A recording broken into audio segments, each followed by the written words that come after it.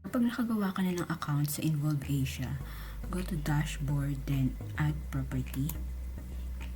Property means ang website or social media ka magpo-promote or mag-share ng links. Just fill up these 4 fields here. Example dito, yung Facebook link mo or Instagram link or Shopple if meron kang Shopple. Property display name. Property type means kapag Facebook or Instagram, ang property type mo ay influencer. Other than that, you can check this guide here kung ano yung property type for your site. And then property category, kung saan ang FB or Instagram mo, ano yung niche mo. And then just tick this checkbox here and then click submit. Take note that it may take 24 to 48 hours before ma-approve ang account mo.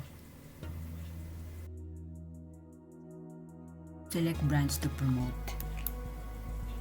Okay, so just click yung apply button, color green, kung ano yung mga brands na gusto mong i-promote sa mga websites mo. For example, here, nakakapag-apply na ako sa Shopee and Lazada. That's why promote button na yun nandito, hindi na-apply.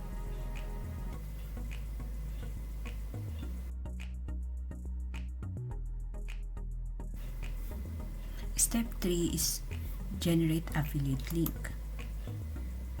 So, kung magse-select ka ng property mo, in my case, I want to use my Shopple account or property, and then paste mo yung URL ng product na gusto mo i-promote. For example, ito yung ipapromote natin.